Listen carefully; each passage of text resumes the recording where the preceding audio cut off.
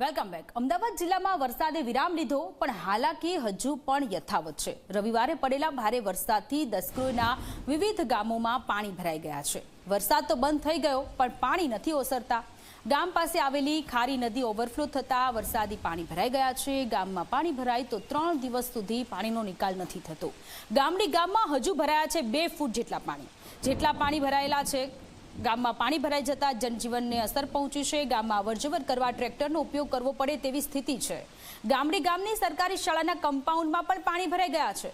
શાળામાં ભણતા વિદ્યાર્થીઓને રજા આપી દેવામાં આવી। નોકરી વ્યવસાય માટે બહાર જતા લોકોની સ્થિતિ તો કફોડી છે।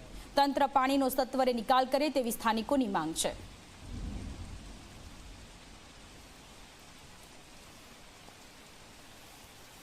અમદાવાદ શહેર સહિત રાજ્યમાં વરસાદી માહોલ છે। શનિવારથી વરસાદી માહોલ જામ્યો છે અને જે ભારે વરસાદ પડ્યો અનેક વિસ્તારોમાં વરસાદી પાણી ભરાયા પણ કેટલાક કલાકો થયા છે વરસાદ બંધ છે છતાં પણ વરસાદી પાણી હજુ પણ ભરાયેલા છે। આ વાત છે અમદાવાદ પાસે આવેલ દસક્રોય વિસ્તારની કે જ્યાં અલગ અલગ ગામોમાં હજુ પણ વરસાદી પાણી ભરાયેલા છે। તેમાંનું આ એક ગામ ગામડી ગામ કે જ્યાં આ ગામડી ગામની શાળા જે સરકારી શાળા જોઈ શકાય છે ત્યાંના દ્રશ્યો કે જ્યાં શાળાના કમ્પાઉન્ડની અંદર જે છે તે 1.5 થી 2 ફૂટ જેટલા પાણી અહીંયા ભરાયેલા છે। જે પાણી ભરાવાના કારણે આ શાળા જે છે વરસાદ બંધ હોવા છતાં પણ બંધ રાખવી પડી રહી છે। એટલા માટે કારણ કે જો શાળા શરૂ રાખવામાં આવે તો બાળકોએ આ પાણીમાં થઈને અંદર જવું પડે અને આ પાણી વચ્ચે ક્યાંક તેમને જીવજંતુ કરડી શકે છે અથવા તો બીજો કોઈ બનાવ બની શકે છે।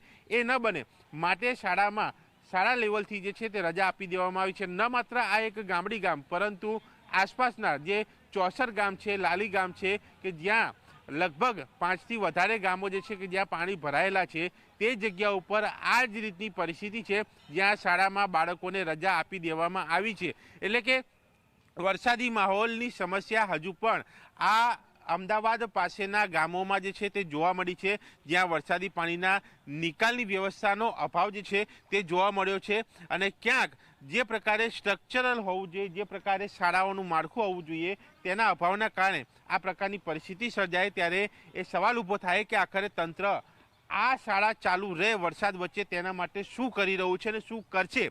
ત્યારે જોવાનું રહે છે કે આગામી દિવસોમાં આ બાબતે શું કાર્યવાહી કરવામાં આવશે। પરંતુ હાલ જે પ્રકારની પરિસ્થિતિ આ ગામડાઓની છે તેની વચ્ચે સાવચેતીના ભાગરૂપે આ શાળા બંધ કરવામાં આવી છે અને ગામોમાં પાણી ભરાયેલા જે છે તે જોવા મળી રહ્યા છે જેના કારણે લોકોને અગવડતા પણ પડી રહી છે।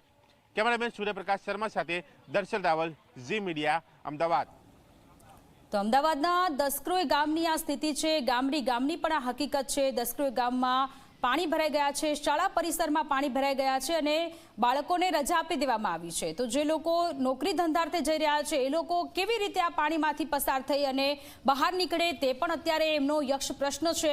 વરસાદે તો વિરામ લઈ લીધો છે અમદાવાદના દસક્રોય ગામે, પરંતુ એ વરસાદી આફત પાણી હજુ સુધી નથી ઓસર્યા જેથી લોકોમાં રોષ। અમદાવાદ પાસે આવેલ દસક્રોયના ગામડાઓમાં હું પહોંચ્યો છું જ્યાં વરસાદ બંધ થયે કલાકોનો સમય વીત્યો છે છતાં પણ વરસાદી પરિસ્થિતિ, વરસાદી હાલાકી યથાવત છે। એટલા માટે કારણ કે જે પ્રકારે આ મારી પાછળના દ્રશ્યો જોઈ શકાય છે આ ગામડી ગામ જે દસક્રોયમાં આવેલું છે ત્યાં સામાન્ય વરસાદમાં પાણી ભરાઈ જતા હોય છે પરંતુ જે પ્રકારે રવિવારે જે વરસાદી માહોલ રહ્યો, જે ભારે વરસાદ પડ્યો તેના કારણે આ ગામડી ગામમાં જોઈ શકાય છે 1.5 થી 2 ફૂટ પાણી હજુ પણ ભરાયેલા છે। જે રવિવારે વાત કરીએ જે વરસાદ હતો ત્યારે લગભગ 4 ફૂટ જેટલા પાણી હશે।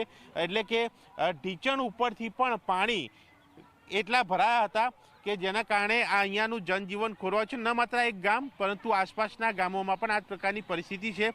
વરસાદ વચ્ચે આ પાણી વચ્ચે લોકો એટલે કે બાળકો મજા માણી રહ્યા છે પણ નોકરી ધંધાર્થે જતા લોકો, ગામડાના રહીશો, આ તમામ લોકોને આની અસર પડી છે અને ટ્રેક્ટરોથી અહીંયા વ્યવહાર જે છે તે થઈ રહ્યો છે।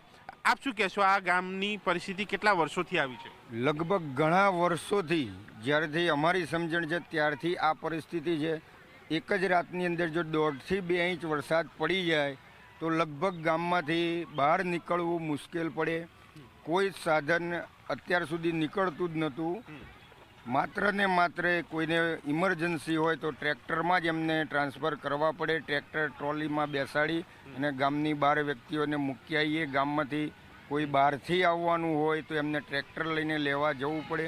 લગભગ એક રાતમાં જો 1.5 થી 2 ઇંચ વરસાદ પડી જાય તો ગામ એટલું નીચાણવાળું છે કે ત્યાં પાણી એટલું પુષ્કળ ભરાઈ જાય. જે ખારી નદી છે, ખારી નદીમાં પાણી જઈ શકતું નથી.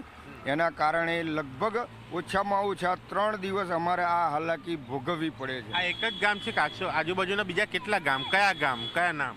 આજુબાજુના ગામમાં જેતલપુર, ઉમિયાપુર, લાલી, ચોસર, ઇસ્ટોલાબાદ, રોપડા, ઘણા બધા એવા ગામો છે. આજુબાજુના 10 ગામો એવા છે કે જ્યાં ખારી નદીનું પાણી ભરાઈ જાય છે. પાણી નિકાલની વ્યવસ્થા નથી. પાણી ખારી નદીની અંદર જ જાય, ત્યાં જ બધું જાય, પણ ખારી નદીમાં જ આગળથી એટલું પાણી આવતું હોય તો ગામનું પાણી નદીમાં જઈ શકે નહીં ને બધું જ જે આજુબાજુથી આવતું પાણી હોય બધું જ ગામમાં ભરાઈ રહે. ને આ લગભગ 3 દિવસ અમારે આ હાલાકી ભોગવવી પડતી હોય છે. તમે નીકળ્યા છો અત્યારે ક્યાં જવા અને શું તકલીફ? હું નીકળ્યો છું આપણે જોબ ઉપર જવા માટે, પણ જોબવાળા એવું કહે છે કે આ બધું ખોટી વાત, આટલું પાણી ના ભરાય. પણ હવે ના જઈએ તો જોબવાળા એમ કે તમારે રજા પાડવા માટે આવું બધું કરો છો. પણ તમે હાલ અહીં આવ્યા છો, તમને ખબર છે કેટલું પાણી છે, શું છે. હા, વરસાદ રહી ગયો છે એટલા માટે અત્યારે થોડી સ્થિતિ સારી છે. જો વરસાદ ચાલુ રહે તો આ પાણી ઘરમાં બી ઘૂસી શકે. બીજું કે તકલીફ બહુ, 3 દિવસ આ અમારે વેઠવાનું. કેટલા મકાનો હશે જેને આ તકલીફ આ ગામમાં અંદાજે? આખા ગામમાં અંદાજે 500-1000 કેટલા મકાનો હોય? 1200-1500 મકાન.